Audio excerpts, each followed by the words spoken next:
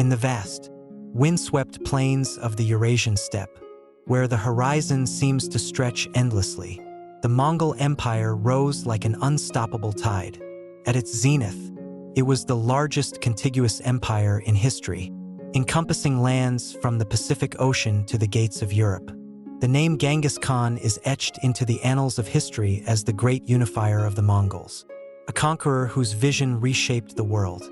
Yet, behind the thunder of hooves and the clash of swords, there are stories of quieter power, figures whose influence was no less significant, even if their names are less frequently spoken. Among them was Boraqchin Khatun, a queen of the steppe, a mother, and a regent whose life intersected with the meteoric rise and eventual transformation of the Mongol Empire. Boraqchin Khatun's life begins in a world where women were not merely passive figures. In the nomadic society of the Mongols, women could wield influence in ways that were unimaginable in many sedentary cultures of the time. The steppe bred resilience, adaptability, and a sense of shared responsibility. It was a world where survival often depended on cooperation, and women were expected to contribute to the household, the tribe, and even the state. This context shaped Boraqchin, preparing her for a role that would demand both strength and wisdom. Born into the Alchi Tatar tribe, Boraqchin came from a lineage steeped in the traditions of the steppe. Her early life was marked by the harsh realities of nomadic existence, moving with the seasons, enduring the extremes of weather, and navigating the ever-present threat of rival tribes. Yet, this environment also offered her opportunities to develop skills that would later serve her well as a queen and leader.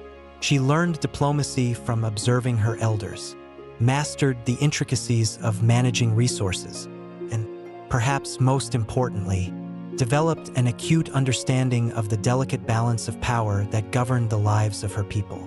Boraqchin's marriage to Batu Khan, the grandson of Genghis Khan and son of Joki, was not merely a union of two individuals but a strategic alliance. Batu, who would go on to establish the Golden Horde, was already a formidable figure within the Mongol hierarchy. His marriage to Boraqchin brought the Alchi Tatar tribe into his sphere of influence, solidifying his base of support as he prepared for the campaigns that would make him one of the most feared leaders of his time. But while Batu Khan's military exploits have been well documented, Boraqchin's role in shaping his legacy remains shrouded in the mists of history. From the beginning, Boraqchin Khatun proved herself an indispensable partner to Batu Khan, while he led campaigns that pushed the Mongol dominion into Eastern Europe. She managed the affairs of the court and the vast territories that fell under their control. Her leadership was not confined to the domestic sphere. Boraqchin was a skilled diplomat and a shrewd political operator. She understood that the strength of the Golden Horde depended not only on military might but also on maintaining alliances, managing resources, and ensuring the loyalty of their subjects. One of the defining features of Boraqchin's life was her ability to navigate the complex dynamics of the Mongol royal family. The descendants of Genghis Khan were a fractious group, with rivalries and power struggles that threatened to undermine the unity of the empire. As the wife of Batu Khan, Boraqchin was at the heart of these intrigues. She played a key role in managing relations with other branches of the family, ensuring that Batu's position remained secure. Her keen understanding of human nature allowed her to mediate disputes and forge alliances that strengthened the Golden Horde. But Boraqchin's influence extended beyond her role as Batu Khan's partner. She was also a mother, and her greatest legacy may lie in the way she shaped the next generation of leaders. Among her children was Sartak Khan, who would go on to succeed Batu and play a significant role in the history of the Golden Horde. Boraqchin was deeply involved in her children's upbringing, instilling in them the values and skills necessary to navigate the turbulent world of Mongol politics. Her influence ensured that the lineage of Batu Khan remained a force to be reckoned with, even after his death, as Batu Khan's campaigns brought him into contact with the Christian and Islamic worlds. Boraqchin played a critical role in shaping the Golden Horde's cultural and religious identity. She recognized the importance of accommodating the diverse beliefs of their subjects and encouraged a policy of religious tolerance. This pragmatism not only helped to maintain stability within the empire, but also allowed the Golden Horde to become a hub of cultural exchange. Under her guidance, the court of the Golden Horde became a meeting place for merchants, scholars, and diplomats from across Eurasia, enriching the empire and ensuring its place in history as a bridge between East and West. The death of Batu Khan marked a turning point in Boraqchin's life. As the matriarch of the family, she faced the daunting task of securing the succession and preserving the unity of the Golden Horde. Rival factions within the Mongol Empire sought to exploit the power vacuum left by Batu's death, and Boraqchin's leadership was critical in navigating this turbulent period. Her political acumen and unwavering determination ensured that Sartak Khan ascended to the throne, continuing the legacy of his father and cementing Boraqchin's place as a pivotal figure in the history of the Golden Horde. In her later years, Boraqchin Khatun stepped into the role of regent, acting as the guardian of her grandson Ulagshi. This period of her life was marked by challenges, as the Golden Horde faced internal divisions and external threats. Yet, Boraqchin remained steadfast, using her experience and wisdom to guide the empire through these difficulties. Her regency was a testament to her enduring strength and resilience, qualities that had defined her life from the beginning. Boraqchin Khatun's story is one of quiet power and enduring influence. While she may not have ridden into battle or commanded armies, her contributions to the Golden Horde were no less significant. Through her diplomacy, leadership, and unwavering commitment to her family and her people, Boraqchin helped to shape the course of history. Her life serves as a reminder of the often overlooked role of women in the Mongol Empire and a testament to the power of leadership that operates behind the scenes. As we delve deeper into the chapters of her life, Boraqchin Khatun emerges not just as a figure of historical interest, but as a symbol of the complex and multifaceted nature of power in the Mongol world. She stands as a testament to the idea that leadership is not confined to the battlefield, and that the strength of a ruler often depends on the support and wisdom of those who stand beside them. In the story of Boraqchin Khatun, we find not only the tale of a remarkable woman, but also a lens through which to view the broader history of the Mongol Empire and the Golden Horde, a history shaped as much by diplomacy and governance as by conquest and war. The Mongol Empire in the early 13th century was an unstoppable force, a machine of conquest and unification that stretched across vast swaths of Asia and into Europe. Born into this world of expansion and ambition was Batu Khan, the grandson of the legendary Genghis Khan. His father, Joki, was the eldest son of Genghis, but his legitimacy had been clouded by whispers of scandal, a shadow that would follow Batu as he grew into his role as one of the empire's most influential leaders. Batu's rise to power was not just the result of his lineage, but also his determination to carve his place within the intricate web of Mongol politics and his vision of creating a lasting legacy in the western reaches of the empire. Batu Khan was born into the Golden lineage, a family whose influence and power were unparalleled in the known world. He inherited not only the blood of his grandfather, but also the weight of the empire's expectations. As a young boy, Batu was groomed for leadership. He learned horsemanship, archery, and the art of war from the finest generals in the Mongol army. But he also learned the subtleties of diplomacy and governance, skills that would prove just as vital as his martial prowess in his later years. While Batu grew up surrounded by tales of his grandfather's conquests, the shadow of his father loomed large. Joki's parentage had been questioned since before Batu was born. Genghis Khan's wife, Borte, had been kidnapped and held captive by a rival tribe early in their marriage, and Joki was born shortly after her return. Despite Genghis's public acknowledgement of Joki as his son, doubts persisted, and these doubts sowed seeds of discord within the family. When Joki died under mysterious circumstances, Batu inherited not only his father's lands, but also the burden of proving his place within the empire.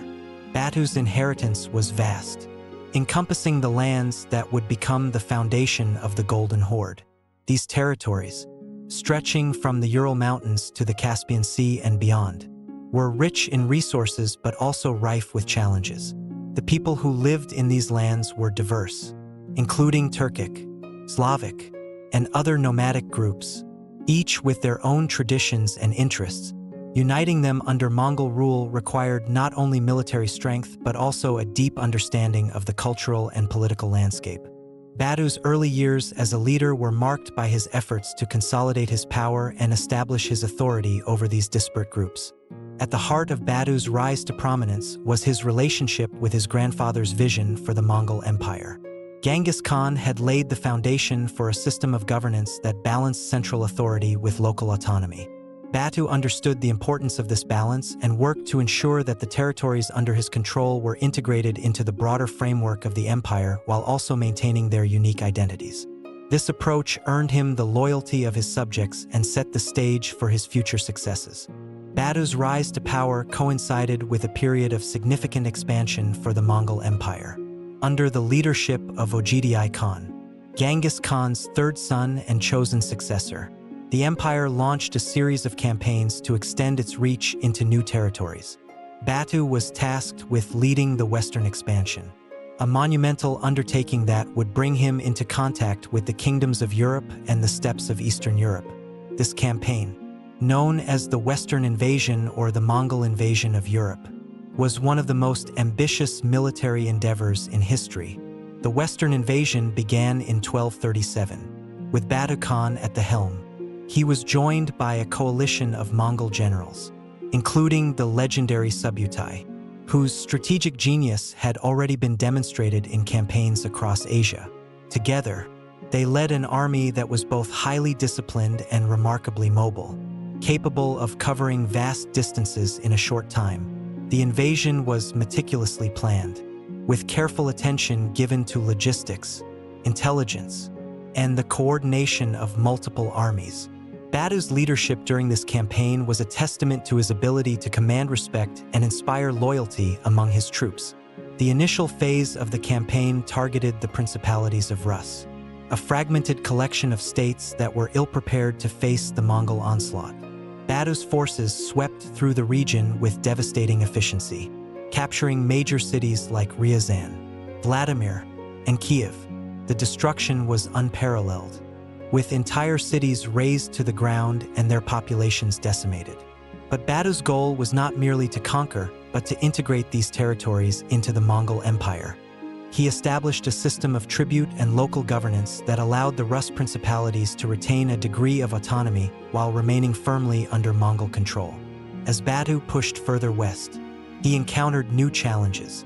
The kingdoms of Hungary and Poland posed a greater threat than the fractured principalities of Rus. These were established states with strong militaries and deep cultural traditions.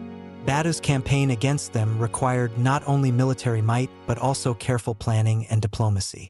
In 1241, the Mongols achieved a stunning victory at the Battle of Mohi, where they defeated the Hungarian army and demonstrated the superiority of their tactics and mobility. This victory marked the high point of Batu's campaign and solidified his reputation as one of the Mongol Empire's greatest generals. While Batu's military achievements were remarkable, his leadership extended beyond the battlefield. He was deeply involved in the governance of the territories he conquered, working to ensure their integration into the Mongol Empire. He established the city of Sarai as the capital of the Golden Horde, transforming it into a thriving center of trade and culture. Sarai became a hub for merchants, scholars, and diplomats from across Eurasia, reflecting Batu's vision of the Golden Horde as a bridge between East and West. Batu's rise to power was not without its challenges.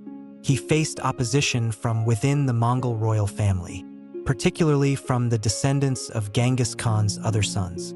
The tensions between Batu and his cousins were exacerbated by the question of succession following the death of Ogedei Khan in 1241. Batu played a pivotal role in the power struggle that ensued, ultimately securing the election of his ally, Gayuk Khan, as the next great Khan. This political maneuvering demonstrated Batu's ability to navigate the complex dynamics of the Mongol court and protect his interests. At the heart of Batu's success was his partnership with Boraqchin Khatun. Their marriage was a union of two powerful families, and Boraqchin played a crucial role in supporting Batu's ambitions. She managed the affairs of the court, provided counsel on matters of governance, and acted as a stabilizing force during times of crisis. Her influence extended to the broader Mongol Empire, where she worked to maintain alliances and promote policies that aligned with Batu's vision. Together, they formed a formidable team, with Boraqchin's wisdom and diplomacy complementing Batu's military and political acumen. By the end of this phase of his life, Batu Khan had established himself as one of the most influential leaders in the Mongol Empire. His campaigns had expanded the empire's reach into Europe, and his governance had laid the foundation for the Golden Horde's future prosperity. Yet, his story was far from over. As he consolidated his power and looked to the future, Batu faced new challenges that would test his leadership and the strength of his legacy. Through it all, Boraqchin Khatun remained by his side, a queen of the steppe whose influence would shape the course of history. The Mongol Empire was not only a land of warriors and conquerors, but also a society shaped by the resilience and adaptability of its women. Unlike many sedentary cultures of the time, Mongol women were far from passive participants in their communities. They were warriors, diplomats, and managers of vast households, embodying the same spirit of pragmatism and tenacity that characterized the empire's rise to power. Boraqchin Khatun was a shining example of this tradition. As the wife of Batu Khan, her role extended beyond the domestic sphere, intertwining her fate with that of the Mongol Empire and the Golden Horde. From the earliest days of the Mongol tribes, women played an integral role in their survival. Life on the steppe was harsh and unforgiving, with bitter winters, scorching summers, and constant threats from rival clans. In this environment, every member of the community had to contribute, and the distinctions between men's and women's roles were often blurred. Mongol women managed households, tended livestock, and provided critical support during military campaigns. They also served as negotiators and intermediaries, leveraging their social networks to secure alliances and resolve conflicts. Boraqchin Khatun's upbringing in the Alchi Tatar tribe prepared her well for the demands of her position. Born into a nomadic lifestyle, she was trained in the practical skills needed to manage a household, oversee trade, and maintain the delicate balance of power within a tribe. These skills were not only vital for survival but also crucial for governance. Boraqchin's early experiences gave her a deep understanding of the cultural and political dynamics of the steppe, knowledge that would prove invaluable as she ascended to the position of Khatun. Her marriage to Batu Khan marked the beginning of a new chapter in her life. It was a union born of strategy, intended to strengthen Batu's ties to the Alchi Tatar tribe and consolidate his power base. But Boraqchin was far more than a mere political pawn. From the outset, she established herself as a partner in governance, working alongside Batu to manage the sprawling territories of the Golden Horde. Her influence was felt in both the domestic and political spheres, as she navigated the complexities of Mongol society and helped shape the policies that would define their reign. One of Boraqchin's most significant contributions was her role in managing the court of Batu Khan. As Khatun, she oversaw the daily operations of the court, ensuring that it functioned smoothly and efficiently. This was no small task. The court of the Golden Horde was a microcosm of the empire itself, a place where cultures, languages, and traditions converged. Boraqchin's ability to navigate this diversity and maintain harmony among the various factions was a testament to her diplomatic skills and cultural intelligence. In addition to her administrative duties, Boraqchin played a key role in fostering alliances with other Mongol leaders and neighboring states. The Mongol Empire was a vast and decentralized entity, with power divided among the descendants of Genghis Khan. Maintaining unity within this fragmented structure required constant negotiation and compromise. Boraqchin's understanding of the intricate web of relationships within the empire allowed her to act as a mediator, resolving disputes and building bridges between rival factions. Boraqchin's influence extended beyond the Mongol royal family. She also worked to strengthen ties with the diverse peoples who lived within the Golden Horde's territories. These lands were home to a wide range of cultures, including Turkic, Slavic, and Persian communities. Boraqchin recognized the importance of respecting and incorporating these cultures into the fabric of the empire. Her policies of religious tolerance and cultural integration helped to create a sense of unity and stability within the Golden Horde, laying the groundwork for its future prosperity. While Batu Khan led military campaigns across Europe, Boraqchin ensured that the home front remained stable and secure. Her leadership during this period was critical to the success of the Golden Horde. She managed the logistical challenges of supporting a vast empire, overseeing the collection of tribute, and ensuring the loyalty of the empire's subjects. Her ability to maintain order in Batu's absence was a testament to her competence and authority, earning her the respect of both her allies and her rivals. Boraqchin's role as a mother was equally significant. She understood that the future of the Golden Horde depended on the next generation of leaders, and she took an active role in shaping their education and upbringing. Her son, Sarai Khan, was groomed from an early age to succeed Batu. Under Boraqchin's guidance, he learned the skills of leadership, diplomacy, and governance, preparing him for the challenges that lay ahead. Her influence ensured that Sarai was not only a capable ruler, but also a leader who embodied the values and vision of the Golden Horde. As Khatun, Boraqchin's life was not without its challenges. The Mongol court was a place of intrigue and rivalry, where alliances could shift in an instant. Boraqchin had to navigate these treacherous waters with care, balancing the competing interests of the various factions within the empire. Her ability to maintain her position and protect her family in this volatile environment was a testament to her resilience and resourcefulness. Boraqchin Khatun's role in the Mongol Empire exemplified the unique position of women in Mongol society. Unlike in many other cultures of the time, Mongol women were not confined to the domestic sphere. They were active participants in the political, economic, and social life of the empire, wielding power and influence in ways that were both subtle and profound.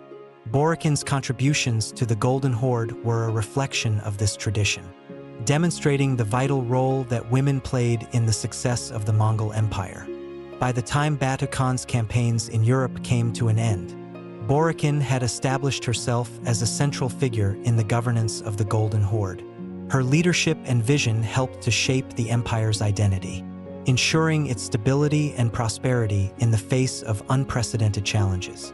As the story of the Golden Horde continued to unfold, Boraqchin's influence would remain a guiding force, a testament to the power of women in the steppe and their enduring impact on history. The Golden Horde was not born merely from conquest. It was forged through strategy, governance, and the vision of its leaders.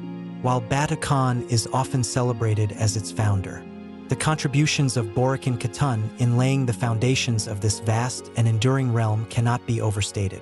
Together, they turned the sprawling territories of the Western Steppe into a thriving political and economic power that would dominate Eurasia for generations. The term Golden Horde itself came to symbolize the wealth and prestige of Batu's domain, but its origins were rooted in the challenges of governing an empire as vast and diverse as the lands Batu inherited. These territories stretched from the Ural Mountains and the Caspian Sea to the steppes of Eastern Europe, encompassing a mosaic of cultures, religions, and political systems. For Batu and Boraqchin, the task was not merely to subjugate these peoples, but to create a structure that could sustain long-term stability and prosperity. Batu Khan's military campaigns in Europe had secured the submission of the Rus principalities and other regions. But the true work began after the battles were won. Batu and Boraqchin set out to establish a system of governance that would integrate these conquered territories into the Mongol Empire while respecting their local traditions and ensuring their loyalty. Boraqchin, with her keen understanding of diplomacy and administration, played a pivotal role in this process. The capital of Sarai. One of their most significant achievements was the establishment of the city of Sarai as the capital of the Golden Horde. Strategically located along the Volga River, Sarai became the heart of their domain, a bustling center of trade, culture, and political administration. Batu envisioned Sarai as more than just a seat of power. It was to be a symbol of the Golden Horde's strength and unity. Boraqchin took an active role in shaping the city, ensuring it reflected the values and vision of their reign. Sarai quickly grew into a cosmopolitan hub, attracting merchants, artisans, and scholars from across Eurasia. Its markets bustled with goods from China, Persia, Byzantium, and the Mediterranean, while its streets echoed with the sounds of multiple languages. Boraqchin understood the importance of fostering this diversity, recognizing that trade and cultural exchange were key to the prosperity of their realm. She worked to create an environment where different cultures and religions could coexist, establishing Sarai as a model of tolerance and inclusivity, religious tolerance and cultural integration. A cornerstone of Boraqchin's governance was her policy of religious tolerance. The territories of the Golden Horde were home to a variety of faiths, including Islam, Christianity, and indigenous animist traditions. Rather than imposing a single religion, Boraqchin and Batu embraced the Mongol tradition of respecting all faiths. This approach not only minimized resistance among their subjects but also fostered goodwill and cooperation. Boraqchin was instrumental in ensuring that this policy was more than just a gesture. She supported the construction of places of worship for different communities, encouraged dialogue between religious leaders, and sought to mediate disputes that arose from cultural or religious differences. Her efforts helped to create a sense of unity among the diverse peoples of the Golden Horde, ensuring that they saw themselves as part of a greater whole. Her influence was particularly evident in the administration of the Rus principalities. The Mongols implemented a system of indirect rule, allowing local princes to retain their positions as long as they paid tribute and remained loyal. Boraqchin understood the importance of maintaining this delicate balance, ensuring that the Rus princes felt secure in their roles while also holding them accountable to the Horde. This system not only preserved the stability of the region but also provided a steady flow of revenue to Sarai. Economic prosperity and the Silk Road. Under Batu and Boraqchin's leadership, the Golden Horde became a vital link in the Silk Road, the network of trade routes that connected east and west. Sarai's location along the Volga River made it a natural crossroads for merchants traveling between Asia and Europe. Boraqchin recognized the economic potential of this position and worked to ensure that the Golden Horde capitalized on it. She oversaw the development of infrastructure to support trade, including the construction of roads, bridges, and caravanserais, inns that provided shelter and resources for traveling merchants. These efforts made it easier and safer for traders to move through the Golden Horde's territories, increasing the volume of goods and the flow of wealth into their domain. Boraqchin also encouraged the standardization of trade practices, implementing policies that reduced corruption and ensured fair treatment for merchants. Her efforts earned the Golden Horde a reputation as a reliable and prosperous trading partner, attracting merchants from as far afield as Venice and Cairo. The wealth generated by this trade not only enriched Sarai but also funded the military and administrative apparatus needed to maintain the empire. Managing internal challenges. While Boraqchin and Batu worked to build the foundations of the Golden Horde, they faced significant challenges from within. The Mongol Empire was a decentralized entity, with power divided among the descendants of Genghis Khan. Rivalries between different branches of the family often threatened the unity of the empire, and the Golden Horde was no exception. Boraqchin played a critical role in navigating these internal dynamics.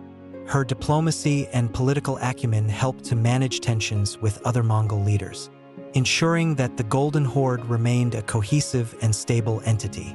She worked to strengthen alliances within the Mongol royal family, using marriage and negotiation to secure Batu's position and protect their interests. At the same time, Boraqchin had to contend with the challenges of governing a diverse and expansive territory. The Golden Horde encompassed a wide range of cultures, languages, and political systems, each with its own unique needs and concerns. Boraqchin's ability to understand and address these differences was key to maintaining the loyalty of their subjects and ensuring the stability of their rule. The partnership of Batu and Boraqchin. Throughout this period, The partnership between Batu and Boraqchin was central to the success of the Golden Horde. While Batu led military campaigns and managed relations with the broader Mongol Empire, Boraqchin focused on the day-to-day governance of their territories. Her leadership ensured that the Golden Horde was not just a collection of conquered lands, but a thriving and dynamic entity in its own right. Their complementary skills and shared vision made them a formidable team. Batu's military achievements were bolstered by Boraqchin's administrative and diplomatic efforts, creating a legacy that was greater than the sum of its parts. Together, they transformed the western territories of the Mongol Empire into a lasting power, setting the stage for the Golden Horde to flourish for centuries. A lasting legacy. By the end of this phase of their rule, Batu and Boraqchin had laid the foundations for one of the most powerful and influential states in Eurasian history. The Golden Horde was more than a military empire. It was a vibrant and diverse realm that thrived on trade, cultural exchange, and good governance. Boraqchin's contributions to this success were profound, reflecting her vision of a united and prosperous domain. As the story of the Golden Horde continued to unfold, the foundations laid by Batu and Boraqchin would endure, shaping the region's history for generations to come. Their legacy was not just one of conquest but of creation, a testament to their shared commitment to building a lasting empire on the steppes of Eurasia.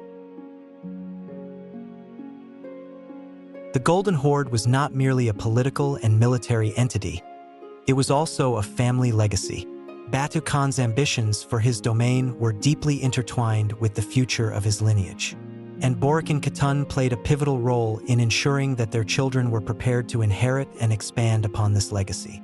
As a mother, mentor, and political strategist, Boraqchin dedicated herself to shaping the next generation of leaders, instilling in them the values, skills, and vision necessary to preserve the unity and prosperity of the Golden Horde. Boraqchin understood that the survival of their empire depended on the strength of its future rulers. The political landscape of the Mongol Empire was fraught with rivalries and power struggles, and the descendants of Genghis Khan faced constant challenges from both within and beyond their ranks. In this volatile environment, Boraqchin's role as the matriarch of Batu's family was not just a personal responsibility but a critical aspect of governance. Her efforts to groom and guide her children were as strategic as they were nurturing, reflecting her understanding of the delicate balance of power that defined the Mongol world. Among Boraqchin's children, Sartak Khan emerged as the most prominent. As the eldest son, Sartak was the heir apparent to Batu's throne, and Boraqchin took a hands-on approach in his education and upbringing. From a young age, Sartak was exposed to the complexities of leadership. He accompanied his father on military campaigns, learning the art of war and the strategies that had made the Mongols a dominant force. At the same time, he was trained in the intricacies of governance, observing how Boraqchin managed the affairs of the court and navigated the challenges of diplomacy. Boraqchin's influence on Sartak extended beyond practical training.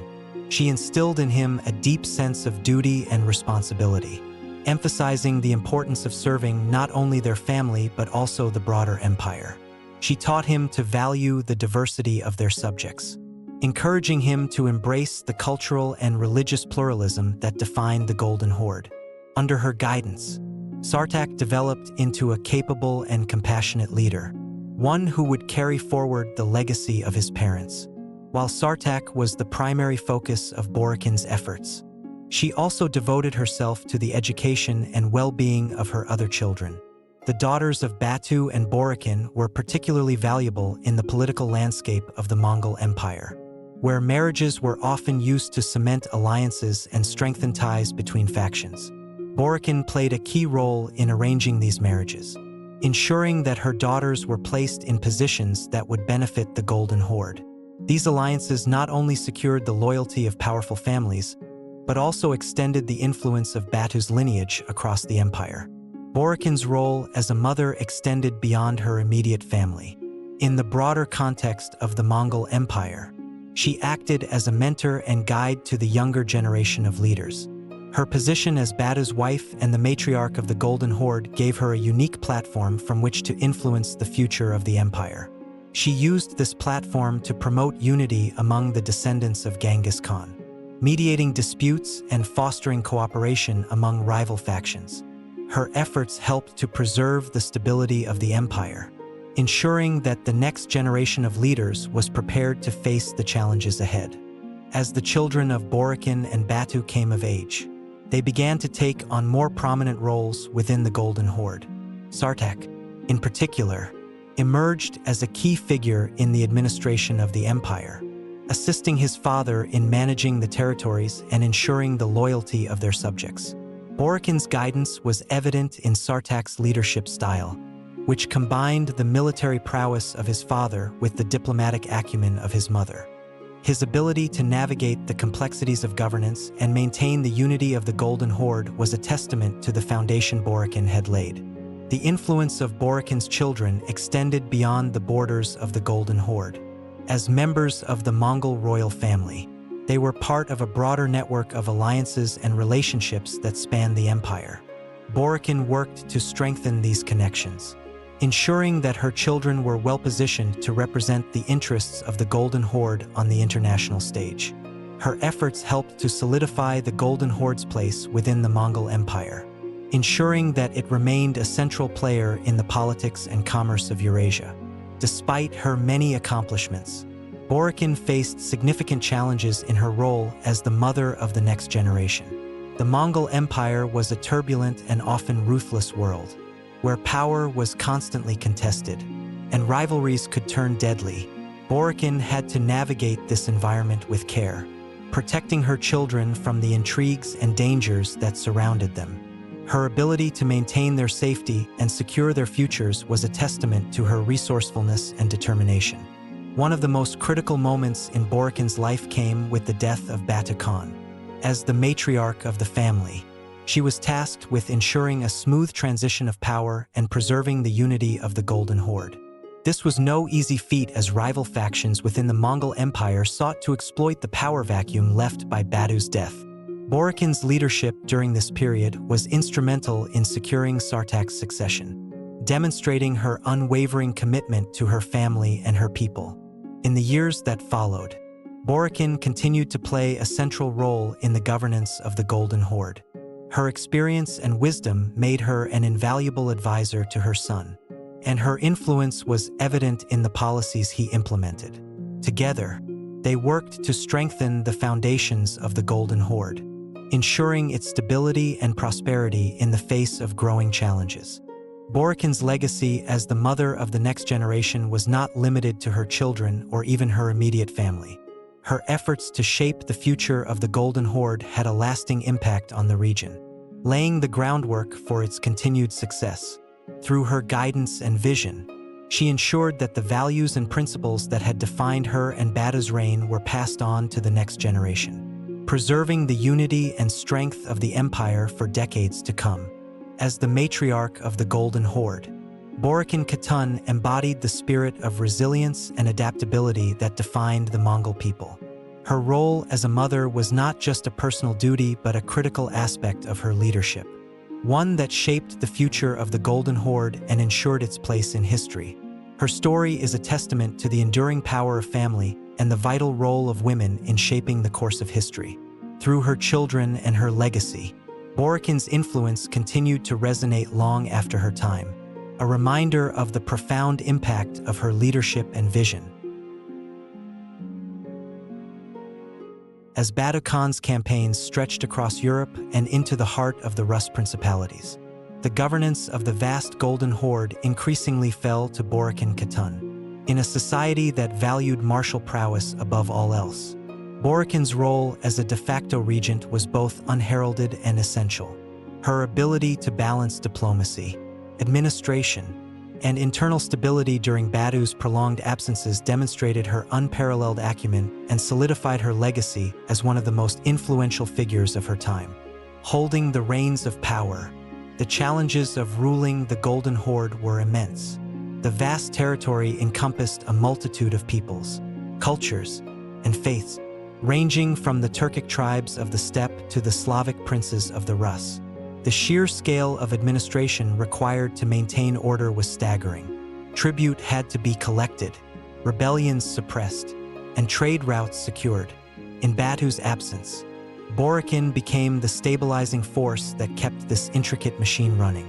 She worked closely with trusted advisors, military commanders, and local governors, ensuring that the empire's complex bureaucracy functioned smoothly. Unlike many other Mongol rulers, Boraqchin recognized the importance of leveraging the skills and expertise of local officials. She allowed regional leaders to retain their autonomy in exchange for loyalty and tribute, a strategy that reduced resistance and fostered a sense of inclusion within the empire. At the heart of her governance was her commitment to justice.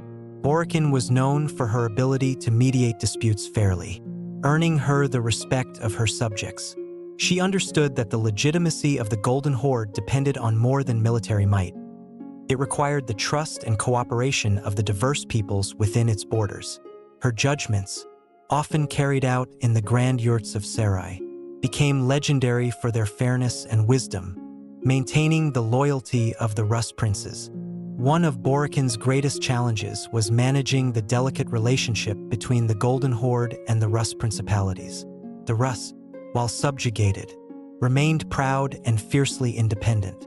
Their allegiance to the Horde was maintained through a combination of tribute, military pressure, and political maneuvering.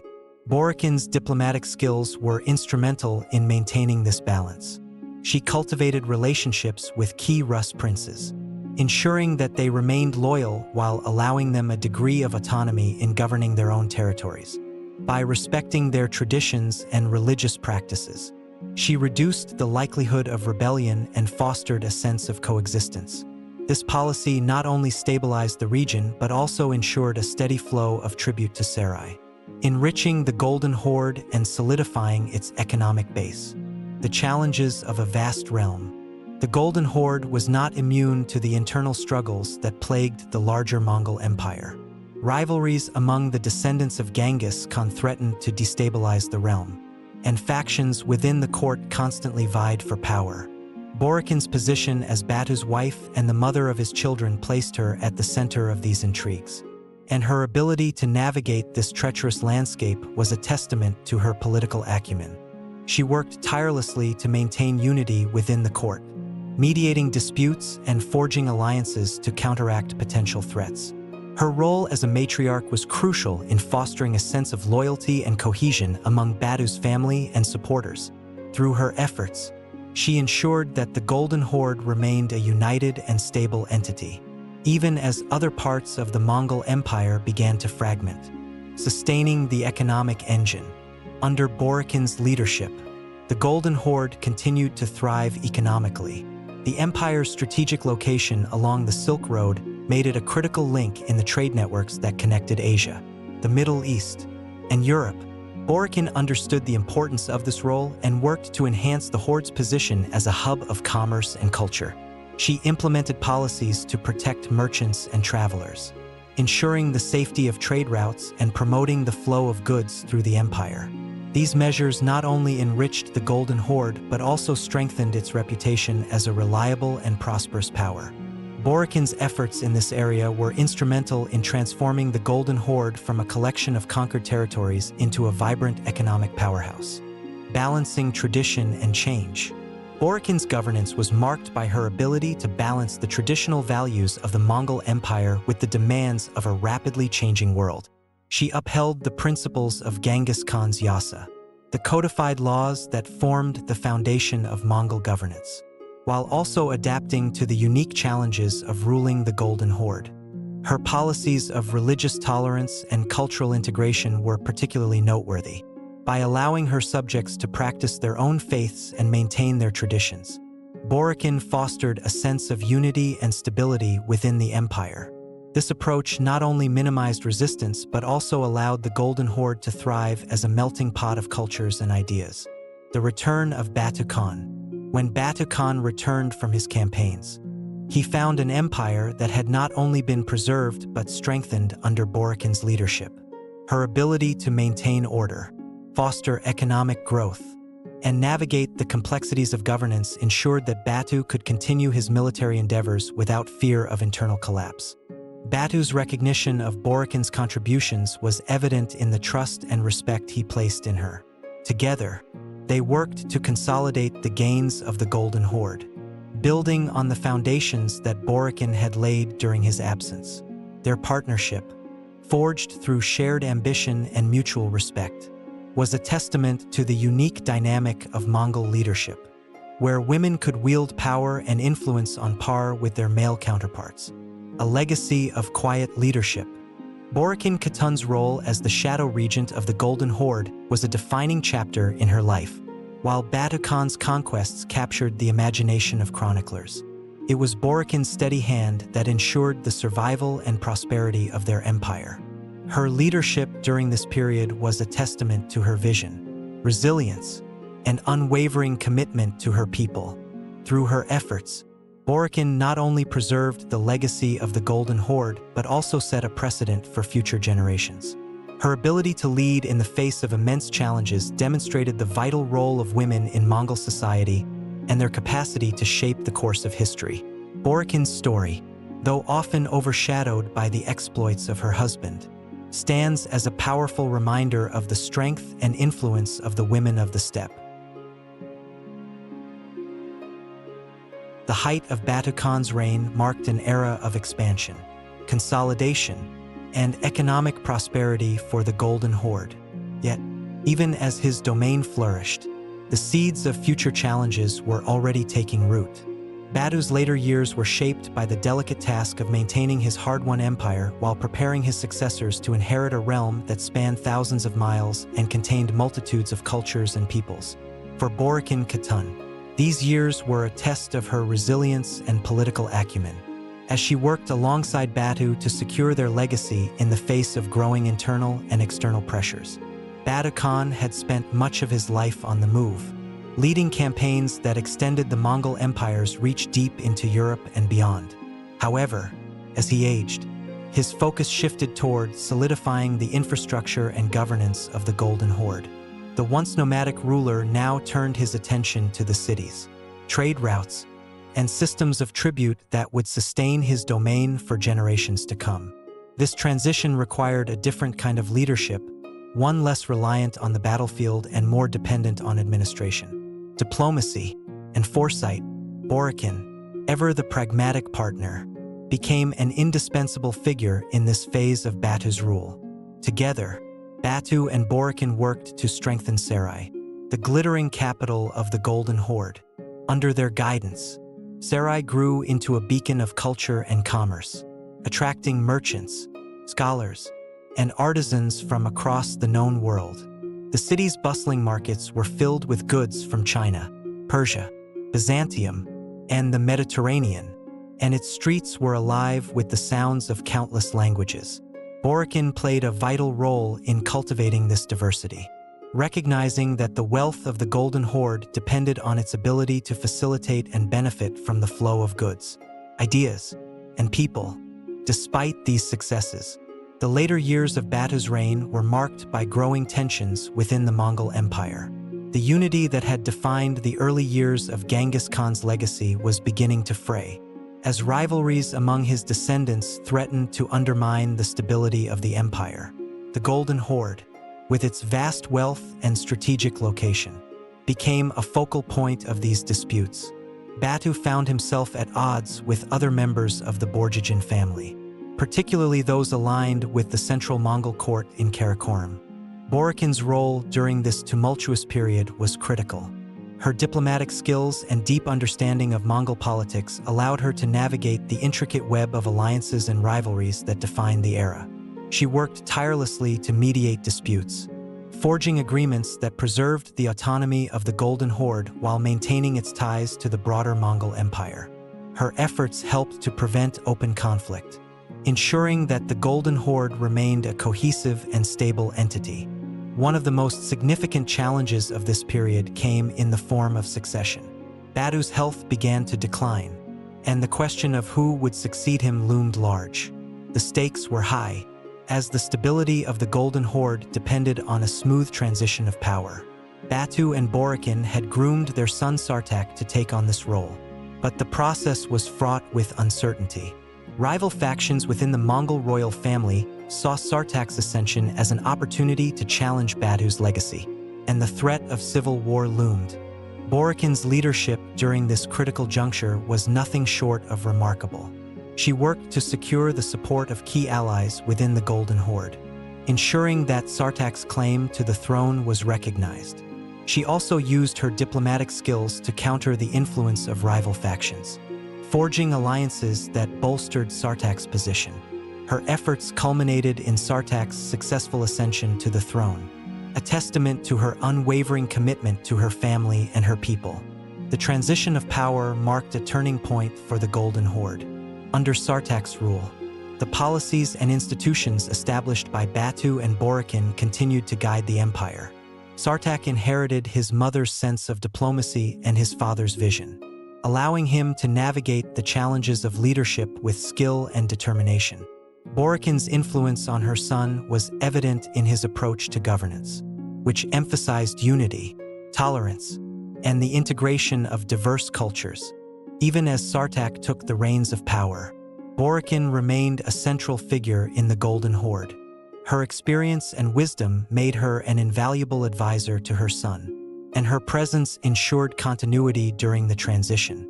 She continued to play a role in the governance of the empire, working to maintain the stability and prosperity that she and Batu had worked so hard to achieve.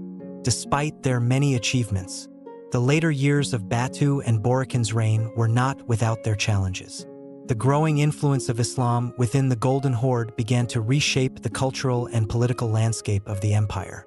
While the Mongols had traditionally been tolerant of all religions, the increasing prominence of Islam among the ruling elite created tensions with other religious communities. Boraqchin, ever the pragmatist, worked to navigate these changes, promoting policies that sought to balance the interests of different groups while preserving the unity of the empire. The death of Batu Khan marked the end of an era for the Golden Horde. His passing was a moment of profound loss for Boraqchin, who had been his partner in both life and leadership. Yet, even in the face of this loss, Boraqchin's resolve remained unshaken.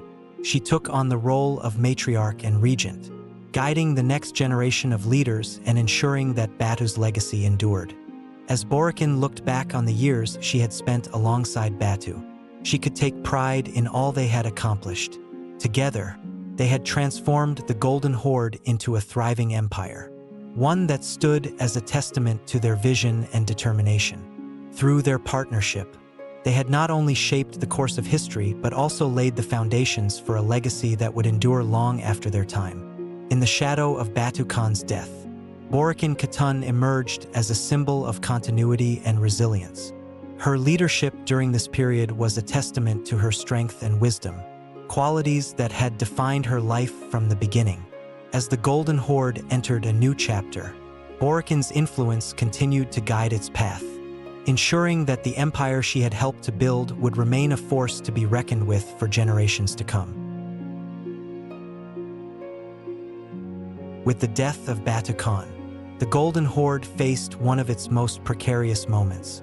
The loss of its founder and architect left a void that could destabilize even the strongest empire. Rival factions within the Mongol royal family were eager to exploit this moment of vulnerability, while external powers observed from the periphery, waiting for an opportunity to challenge the Horde's dominance. In this period of uncertainty, Boraqchin Khatun stepped forward as a regent, embodying the principles of resilience and leadership that had defined her life. Boraqchin's role as regent was not a predetermined path but a necessity born of circumstance. Her son and Batu's chosen heir, Sartak Khan, had assumed the throne, but his sudden death left the realm in turmoil. Sartak's son, Alchi, was named as his successor, but he was still a child, incapable of managing the vast and complex responsibilities of ruling the Golden Horde. Boraqchin, as the matriarch of the family and the most experienced leader within the court, took on the mantle of regency to preserve the unity and stability of the empire. The regency of Boraqchin Khatun was defined by her ability to navigate the volatile dynamics of Mongol politics. The court of the Golden Horde was rife with intrigue, as rival factions sought to undermine her authority and position themselves as the true heirs of Batu Khan's legacy. Boraqchin, however, was no stranger to these games. Her years of experience as Batu's partner and her intimate understanding of the political landscape gave her a decisive advantage. She moved swiftly and decisively, consolidating her power and neutralizing potential threats before they could gain momentum. One of Boraqchin's first actions as regent was to secure the loyalty of the Golden Horde's key leaders. She convened a series of councils, bringing together military commanders, tribal chieftains, and regional governors to reaffirm their allegiance to Alchi. These gatherings were not merely symbolic. They were opportunities for Boraqchin to demonstrate her authority and remind the empire's leaders of their shared responsibility to preserve the unity of the Horde. Her ability to inspire loyalty and cooperation was a testament to her leadership and the respect she commanded among her peers. Boraqchin also worked to stabilize the economic foundation of the Golden Horde during her regency. The tribute system, which was the lifeblood of the empire, required careful management to ensure that it continued to function effectively. Boraqchin oversaw the collection of tribute from the Rus principalities and other subject territories, ensuring that the flow of wealth into Sarai remained uninterrupted. At the same time, she fostered trade along the Silk Road, enhancing the Golden Horde's role as a critical link between East and West. Her policies of religious tolerance and cultural integration also continued to shape the empire during this period. Boraqchin understood that the diverse peoples of the Golden Horde needed to feel a sense of inclusion and belonging to maintain their loyalty. She supported the construction of mosques, churches, and temples, ensuring that the empire's religious communities had the freedom to practice their faiths. This approach not only minimized unrest but also reinforced the Golden Horde's reputation as a realm where diversity was celebrated rather than suppressed. Despite her successes, Boraqchin's regency was not without its challenges. Rival claimants to the throne emerged, backed by factions within the Mongol royal family who sought to exploit the perceived weakness of a child ruler and a female regent. These challengers questioned Alchi's legitimacy and sought to rally support among the Golden Horde's subject peoples and military leaders. Boraqchin, however, was unyielding in her defense of her grandson's claim. She marshaled the empire's resources to counter these threats, deploying her military commanders to quell uprisings and deter potential challengers. Boraqchin's ability to maintain control in the face of these challenges was due in large part to her strategic acumen and her deep understanding of the principles of Mongol governance. She leveraged the networks of alliances that she and Batu had built over the years, calling on loyal allies to support her regency and reinforce the legitimacy of Alchi's rule. Her diplomatic efforts extended beyond the Golden Horde, as she sought to maintain favorable relations with other branches of the Mongol Empire and ensure that they did not interfere in the internal affairs of her realm. While Boraqchin's leadership during her regency was marked by pragmatism and strength, it was also characterized by a profound sense of duty. She saw her role not as a means to consolidate her own power, but as a responsibility to preserve the legacy of Batu Khan and secure the future of her family and the Golden Horde. This sense of purpose guided her actions and gave her the resolve to face the many challenges that arose during this period. As Alchi grew older, Boraqchin began to prepare him for the responsibilities of leadership. She ensured that he received the education and training needed to navigate the complexities of governance, instilling in him the values and principles that had defined her and Batu's reign. Her mentorship was instrumental in shaping Alchi into a capable and confident leader, one who would be ready to assume the throne when the time came. Boraqchin's regency came to an end when Alchi reached the age of majority and assumed full control of the Golden Horde. Her transition of power was marked by a sense of continuity and stability, reflecting the careful planning and leadership that had defined her time as regent. Even as she stepped back from the day-to-day affairs of governance, Boraqchin remained a revered figure within the court, her wisdom and experience continuing to guide the empire she had helped to build. The regency of Boraqchin Khatun was a defining chapter in the history of the Golden Horde. Her ability to maintain unity, foster economic prosperity, and counter internal and external threats ensured the survival of the empire during one of its most vulnerable periods. Her leadership during this time was a testament to her strength, resilience, and unwavering commitment to her family and her people. As Boraqchin looked back on her years as regent, she could take pride in all that she had accomplished. She had preserved the legacy of Batu Khan, safeguarded the future of the Golden Horde, and demonstrated the vital role that women could play in the governance of the Mongol Empire. Her story, though often overshadowed by the exploits of her male counterparts, stands as a powerful reminder of the strength and influence of the women of the steppe and their enduring impact on history. The Golden Horde was not an isolated power. It was an integral part of the vast Mongol Empire, which spanned continents and connected the known world through conquest, commerce, and governance. Batu Khan's vision for the Golden Horde had always been tied to the broader Mongol legacy.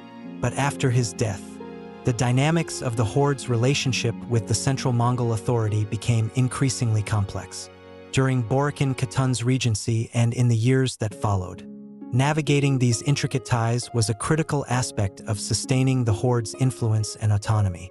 At the heart of the Mongol Empire's political structure was a delicate balance of power among the descendants of Genghis Khan. Each of Genghis's sons and their lineages had been granted vast territories to rule as semi-autonomous domains. Yet they were expected to remain loyal to the Great Khan, who governed from the empire's center. This arrangement, while effective during the lifetime of Genghis Khan, began to unravel after his death as rivalries and ambitions created fissures within the empire. For the Golden Horde, these challenges were particularly acute. Its territories, stretching from the Ural Mountains to the Carpathian Basin, were geographically distant from the Mongol heartland in Karakoram. This distance gave the Horde a measure of independence, but it also made it a target for political manipulation and power struggles. Boraqchin Khatun, with her unparalleled understanding of Mongol politics, took on the task of preserving the Horde's autonomy while maintaining its ties to the broader empire. Diplomacy with the Great Khan. One of Boraqchin's primary responsibilities during her regency was managing relations with the Great Khan, who held nominal authority over all Mongol domains. This was no small task, as the position of Great Khan was itself a source of contention. The successive rulers of the Mongol Empire often found themselves embroiled in disputes with rival claimants, and the Golden Horde's position within this hierarchy was not always secure. Boraqchin employed her diplomatic acumen to navigate these challenges. She sent emissaries to the court of the Great Khan, fostering a dialogue that emphasized the Golden Horde's loyalty while asserting its need for autonomy. These efforts were not without risk. Any perceived slight could lead to conflict, as rival factions within the Mongol royal family were eager to exploit any weakness. Boraqchin's ability to strike a balance between deference and independence was a testament to her political skill.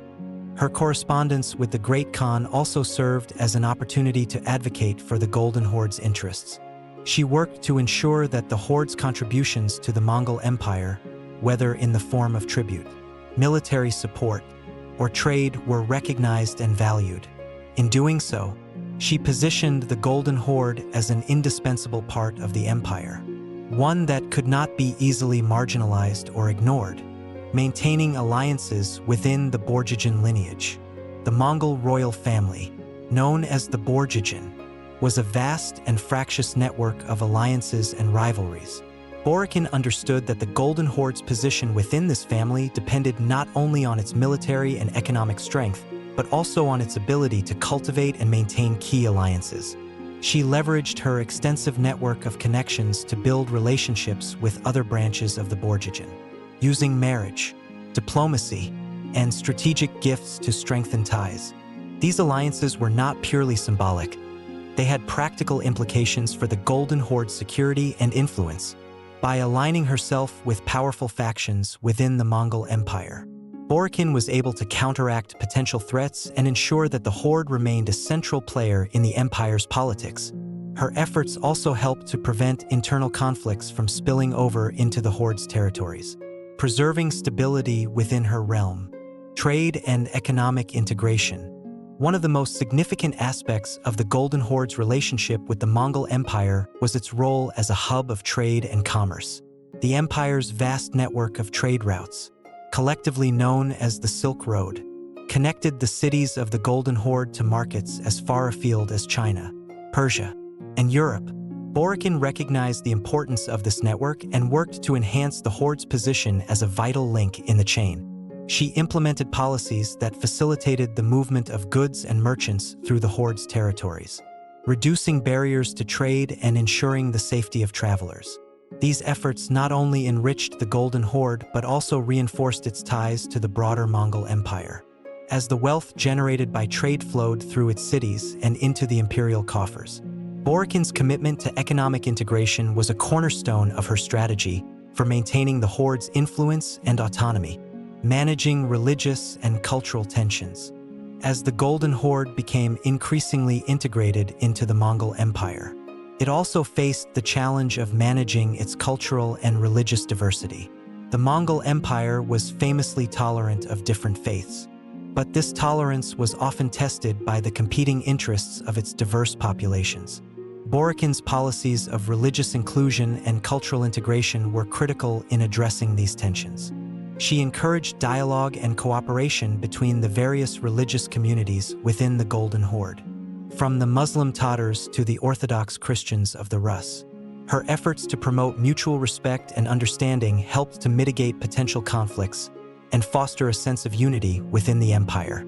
At the same time, Boraqchin worked to preserve the unique cultural identity of the Golden Horde, ensuring that its traditions and values were not overshadowed by the influence of the central Mongol court. The shift toward independence. As the years passed, the relationship between the Golden Horde and the central Mongol Empire began to shift. The growing fragmentation of the empire, coupled with the Golden Horde's increasing wealth and power, gave it a greater degree of independence. Boraqchin played a key role in managing this transition, using her diplomatic skills to navigate the changing dynamics of the empire while ensuring that the Golden Horde remained a strong and cohesive entity. Her leadership during this period laid the groundwork for the Golden Horde's eventual emergence as a fully autonomous power. While it remained nominally loyal to the Great Khan, it began to chart its own course, asserting its sovereignty and establishing itself as a dominant force in Eurasia. Boraqchin's ability to balance loyalty and independence was instrumental in this transformation, ensuring that the Golden Horde retained its place as a vital part of the Mongol legacy, a legacy of diplomacy and vision. Boraqchin Khatun's efforts to manage the Golden Horde's relations with the Mongol Empire were a defining aspect of her leadership. Her ability to navigate the complexities of Mongol politics, foster alliances, and promote economic integration ensured that the Golden Horde remained a central player in the empire's history. Her vision of a unified and prosperous realm, rooted in the principles of inclusivity and resilience, set the stage for the Golden Horde's continued success in the years to come. Through her diplomacy and foresight, Boraqchin not only preserved the legacy of Batu Khan, but also shaped the future of the Golden Horde and its place within the broader Mongol Empire. Her story is a testament to the power of leadership that operates behind the scenes, where the quiet work of building alliances and fostering stability can have a profound and lasting impact on history.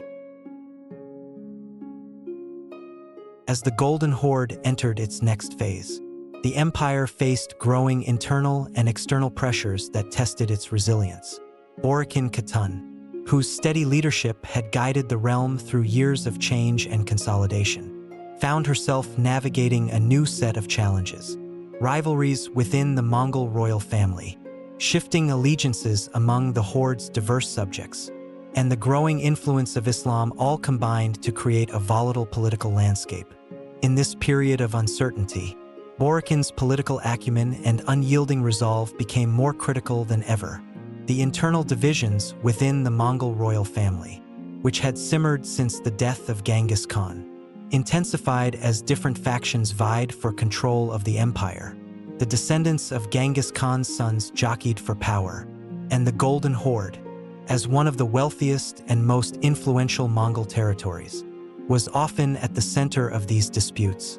Factions from the central Mongol court in Karakoram sought to assert their influence over the horde, while rival claimants within the Boraqchin lineage aimed to challenge the legitimacy of Boraqchin's family. These power struggles often played out in subtle ways through marriages, alliances, and clandestine plots. Boraqchin, who had spent her life navigating the complexities of Mongol politics, was well equipped to counter these threats.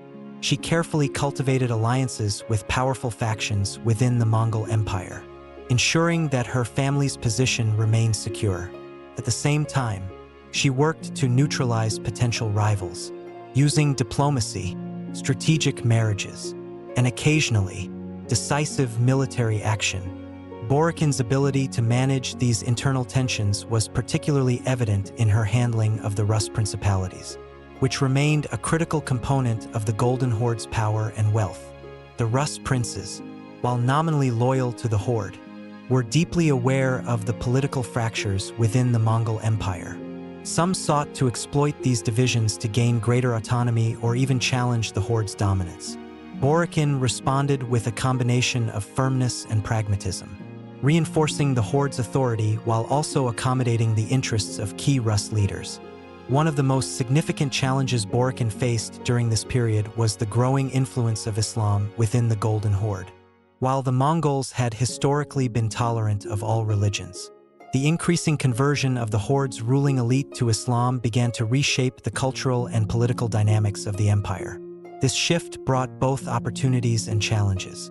On the one hand, Islam provided a unifying force for many of the Turkic and Persian-speaking peoples within the Horde's territories.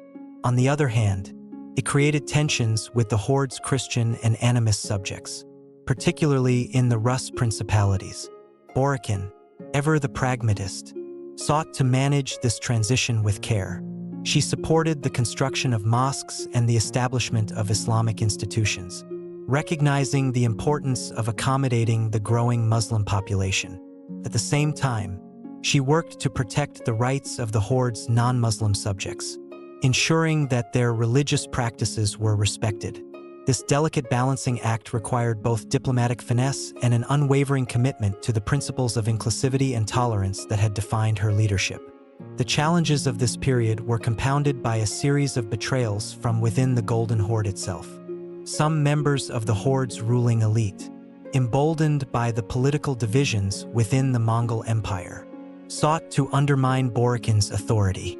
These betrayals often took the form of covert alliances with rival factions or attempts to incite rebellion among the Horde's subjects. Boraqchin responded to these threats with characteristic decisiveness, using her network of loyal supporters to root out conspirators and restore order. Despite these difficulties, Boraqchin's leadership during this tumultuous period was marked by a remarkable ability to adapt to changing circumstances. She understood that the Golden Horde's survival depended on its ability to evolve in response to new challenges, and she worked tirelessly to ensure that the empire remained strong and united. Her efforts to manage the transition to a more Islamized society, maintain the loyalty of the Rus principalities, and counter internal divisions were all part of a broader strategy to preserve the Golden Horde's position as a dominant power in Eurasia. Boraqchin's resilience and determination were tested to their limits during these years, but she never wavered in her commitment to her family and her people.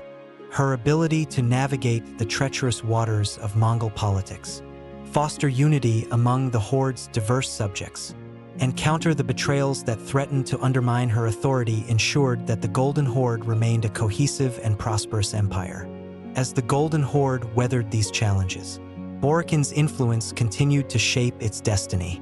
Her leadership during this period was a testament to her strength, wisdom, and unwavering dedication to the principles that had guided her throughout her life. Though the betrayals and challenges she faced were formidable, Boraqchin's legacy as a leader who could adapt, endure, and prevail in the face of adversity was firmly cemented in the annals of history. In the later years of her life, Boraqchin Khatun found herself witnessing the gradual transformation of the Golden Horde. The empire she had helped build alongside Batu Khan was now a thriving, multifaceted power, its influence extending across Eurasia. Yet, these years were also a time of reflection and a transition into a quieter, more advisory role. While her days of direct governance had passed, Boraqchin's legacy continued to shape the Golden Horde and its people, influencing the policies and priorities of the leaders she had mentored. The court of the Golden Horde in Sarai, which Boraqchin had nurtured into a center of commerce and culture, remained the heart of the empire. Merchants from distant lands still came to its bustling markets, and scholars from across the Mongol realm exchanged ideas within its halls. The wealth and prestige of Sarai stood as a testament to the foundations Boraqchin had laid, ensuring that the Golden Horde remained a vital link in the global network of trade and diplomacy. Though she no longer managed its daily affairs, her influence was felt in the continued prosperity of the capital. Her role in shaping the next generation of leaders had left an indelible mark on the Golden Horde. Sartak Khan's brief reign, though cut short by untimely death, reflected the values and strategies Boraqchin had instilled in him. His successors, influenced by her guidance and the principles she had upheld, continued to lead with a balance of strength and pragmatism. Even as the Golden Horde evolved, its leaders adhered to the vision of unity, inclusivity, and adaptability that Boraqchin had championed. The growing influence of Islam within the Golden Horde reached a significant turning point during this period. By now, much of the ruling elite had embraced Islam, and the empire was increasingly associated with the faith. While some feared that this shift might alienate non-Muslim subjects, Boraqchin's legacy of religious tolerance ensured a relatively smooth transition. The policies she had implemented to protect the rights of all religious communities provided a framework for managing this cultural evolution. Her efforts to promote mutual respect and coexistence remained a guiding principle for the empire. As she withdrew from the forefront of politics, Boraqchin devoted herself to her family and the preservation of the Mongol traditions that had shaped her life. She spent her days advising her grandchildren, sharing with them the wisdom she had gained over decades of leadership. She emphasized the importance of understanding the complexities of governance, fostering alliances, and maintaining the delicate balance of power within the empire. Her stories of Batu Khan's campaigns and their shared efforts to build the Golden Horde became a source of inspiration for the younger generation, connecting them to their lineage and the responsibilities it entailed.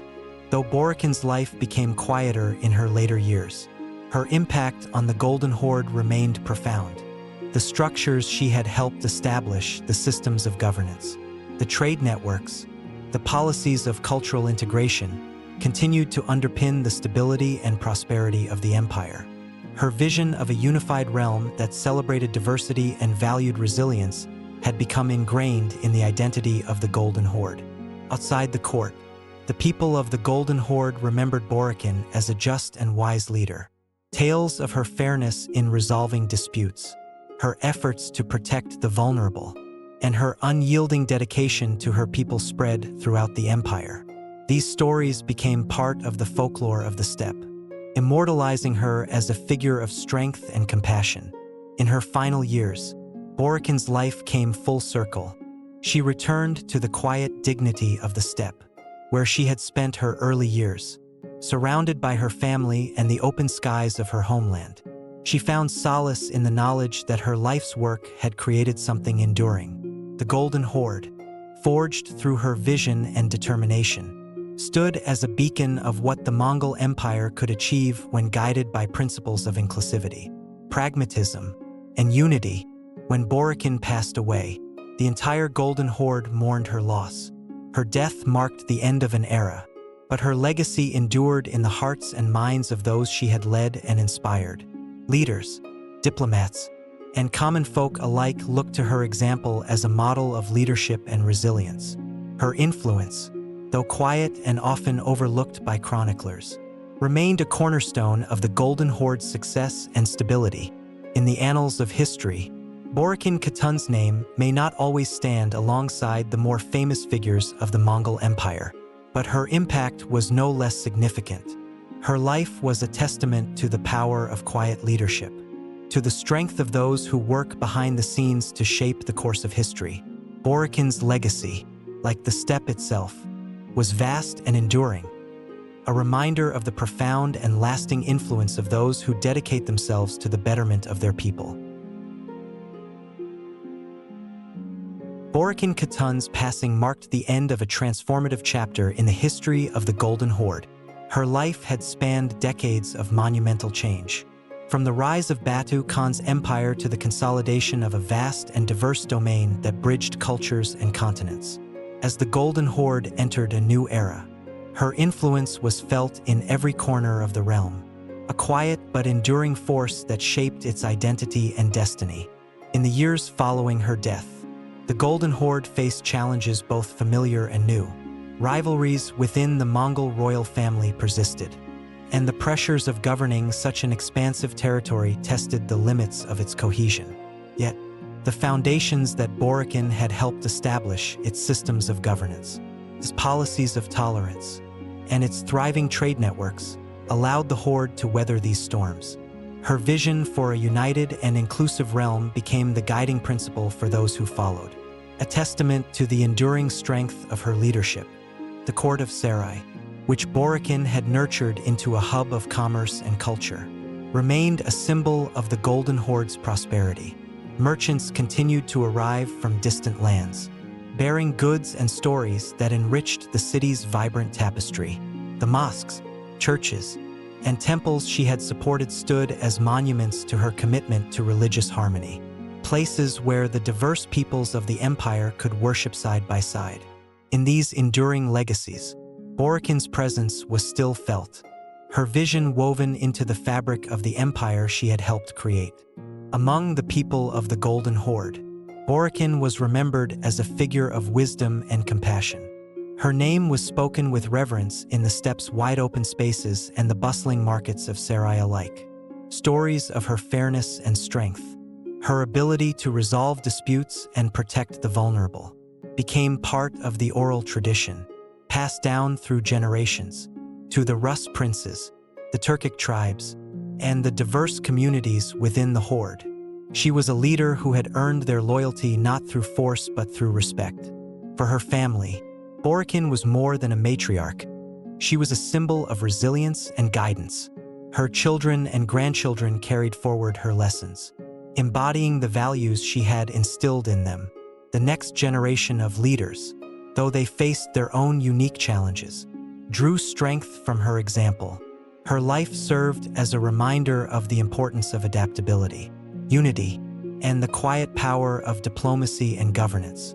Beyond the Golden Horde, Boraqchin's legacy resonated within the broader Mongol Empire. Her efforts to maintain the Horde's ties to the empire, while asserting its autonomy, had set a precedent for other Mongol domains. She demonstrated that leadership was not confined to the battlefield, that the strength of an empire depended as much on the wisdom of its governance as on the might of its armies. Her story, though often overshadowed by the exploits of her male counterparts, became a source of inspiration for those who recognized the vital role of women in the Mongol world. As the years turned into centuries, the memory of Boraqchin Khatun became enshrined in the history of the steppe. Scholars and chroniclers who wrote of the Golden Horde's rise and reign could not ignore her influence, even if her contributions were often understated. To those who studied the empire's success, it was clear that Boraqchin's vision, leadership, and resilience had been instrumental in shaping its trajectory. In the broader narrative of the Mongol Empire, Boraqchin Khatun stands as a reminder of the often overlooked figures who shaped history from behind the scenes. Her story is one of quiet strength, of leadership that sought not glory but the betterment of her people. It is a story of resilience in the face of adversity, of a woman who navigated the complexities of power with wisdom and grace. As the Golden Horde evolved and eventually fragmented, its legacy as one of the most powerful and enduring Mongol states was inseparable from Boraqchin's contributions. She had been the heart of its governance, the architect of its stability, and the guardian of its unity. Her life and legacy remain a testament to the enduring power of vision, adaptability, and quiet leadership in shaping the course of history. In the annals of the steppe, beneath the endless sky and among the whispers of the wind, Boraqchin Khatun's name endures. Her story reminds us that true leadership is not always loud, that sometimes the greatest legacies are built not on the battlefield, but in the hearts and minds of those who carry forward the dreams of a united and prosperous realm. And in that, Boraqchin Khatun's legacy is eternal.